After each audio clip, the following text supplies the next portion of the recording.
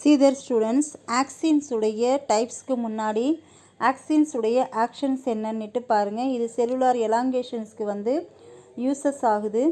So இதில் என்னென்ன டைப்பில் வந்து நமக்கு யூசஸ் ஆகுது அப்படின்றத வந்து நான் கொடுத்துருப்பேன்.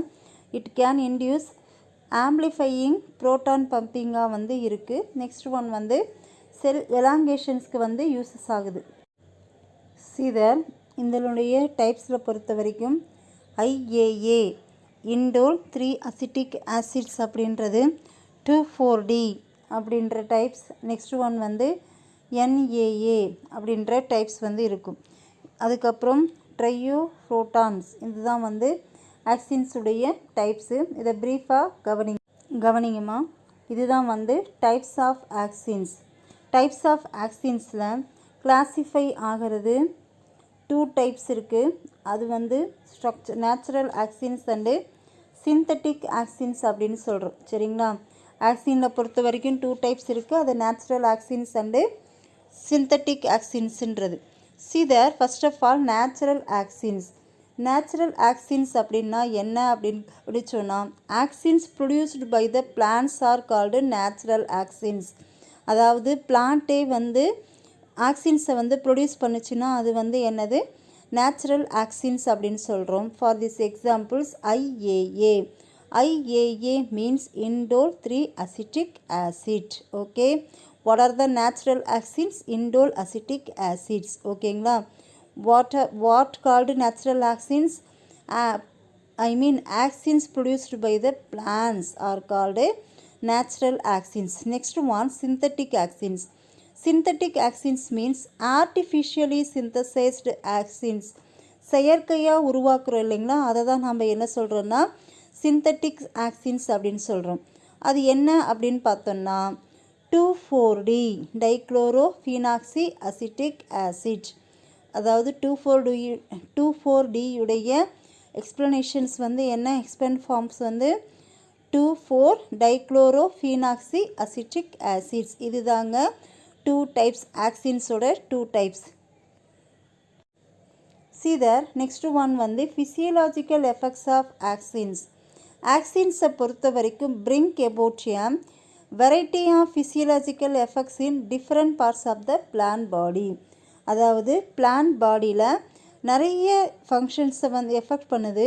அது என்னென்ன அப்படின்றத வந்து see there, axins promote the elongations of stem and coleoptiles which makes them to grow. axins வந்து எதை ப்ரொமோட் பண்ணும்? ஸ்டெம்முடைய எலாங்கேஷன்ஸையும் தென் அந்த நுனிப்பகுதியுடைய வளர்ச்சிக்கும் வந்து என்னவாக இருக்குது, காரணமாக இருக்குது. சரிங்களா? இதில் வந்து என்ன பண்ணியிருப்பாங்க, லைட்டில் ஆக்சின்ஸ் வந்து இருந்ததுன்னா எப்படி, தென் வந்து இல்லை அப்படின்னா, அதாவது லைட்டில் வந்து ஆக்சின்ஸ் வந்து ப்ரொடியூஸ் ஆனால் எப்படி அப்படின்றத வந்து கொடுத்துருப்பாங்க. இதுதான் வந்து செல் இந்த மாதிரி இருக்கக்கூடியது.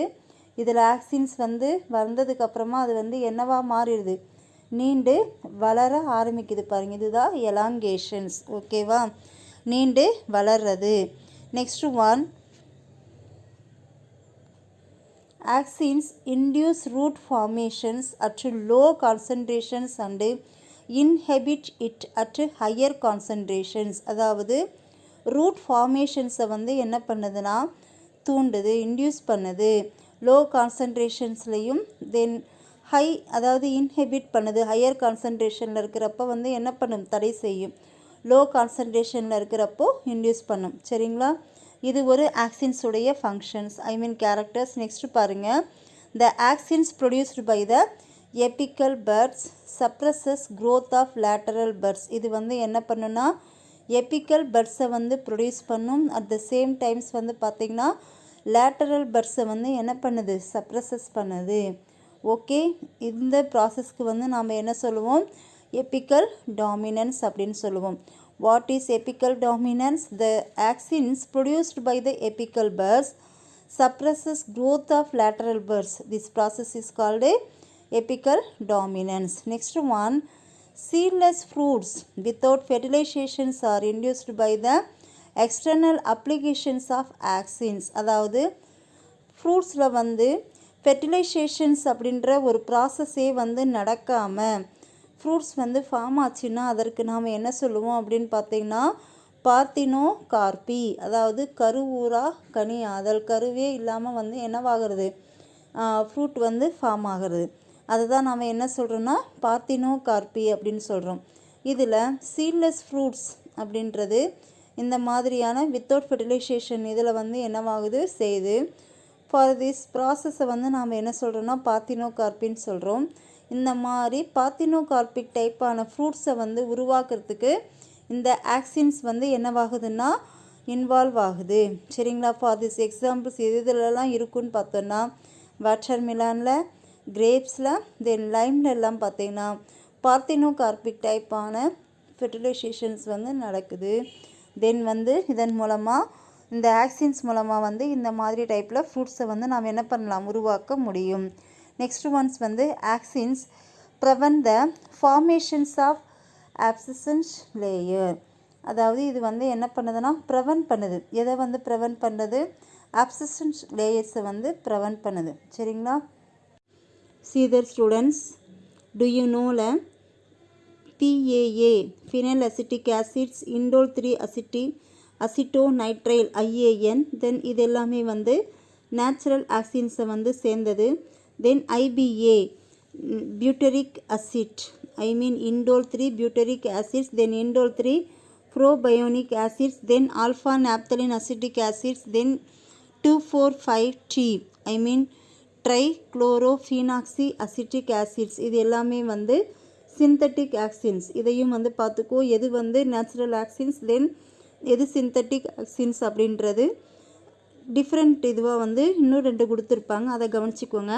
அடுத்து ஒன் பார்த்தோன்னா சைட்டோகைனசிஸ். சைட்டோகைனசிஸ் அப்படின்னா இது வந்து செல் டிவிஷன்ஸ் அப்படின்ட்டு நம்ம சொல்லலாம். சைட்டோஸ் அப்படின்னா செல்லு, கைனன்சிஸ் அப்படின்னா வந்து செல் டிவிஷன். ஸோ இது வந்து இந்த ஹார்மோன் வந்து எதற்காக யூஸஸ் ஆகுது அப்படின்னு பார்த்தீங்கன்னா செல்லுடைய டிவிஷன்ஸை வந்து என்ன பண்ணுது ப்ரொமோட் பண்ணுறதுக்கு யூஸஸ் ஆகுது. சரிங்களா?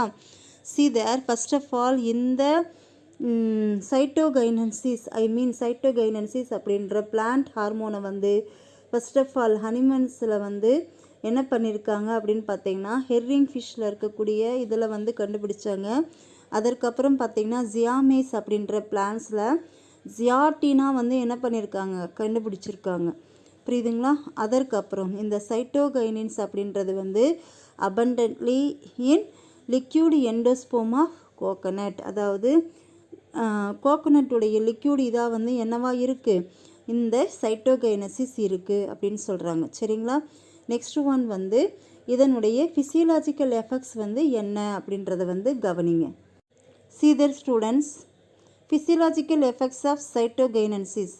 Cytogenin induce cell divisions in the presence of axins. அதாவது ஆக்சின்ஸ் வந்து ப்ரெசன்ஸ் இருக்கிறத பொறுத்து அதை வந்து என்ன பண்ணுன்னா செல் டிவிஷன்ஸை வந்து இன்டியூஸ் பண்ணுது. Next one it also causes cell enlargement. செல்லுடைய என்லார்ஜ்மெண்ட்டுக்கும் வந்து என்னவாகுது இந்த சைட்டோகைனின்ஸ் வந்து யூஸஸ் ஆகுது, காசஸ் ஆகுது.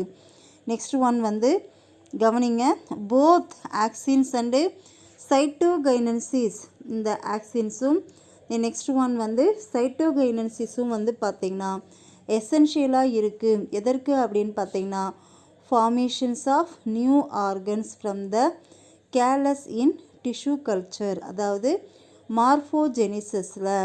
புரியுதுங்களா? ஆக்சின்ஸும் சைட்டோகைனன்சிஸும் வந்து எசென்ஷியலாக இருக்குது. எதற்கு அப்படின்னு பார்த்தீங்கன்னா நியூ ஆர்கன்ஸ் வந்து என்ன பண்ணுது கேலஸ் டிஷ்யூ கல்ச்சர்ஸில் வந்து ஃபார்மேஷன்ஸ் ஆகிறதுல வந்து இன்வால்வ் ஆகுது. எந்த இதில் அப்படின்னு பார்த்தோன்னா மார்ஃபோஜெனிசஸில். சரிங்களா? நெக்ஸ்ட் ஒன் வந்து இட்டு ப்ரமோட்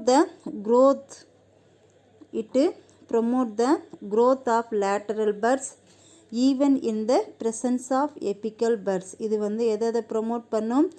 லேட்டரல் பர்ட்ஸை வந்து ப்ரொமோட் பண்ணுது. எப்போ அப்படின்னு பார்த்தீங்கன்னா எபிக்கல் பர்ட்ஸ் வந்து ப்ரெசன்ஸாக இருக்கிறப்போ. நெக்ஸ்ட் ஒன் வந்து applications of cytokinins delay the process of ageing in plants. This is called Richmond Lang effect.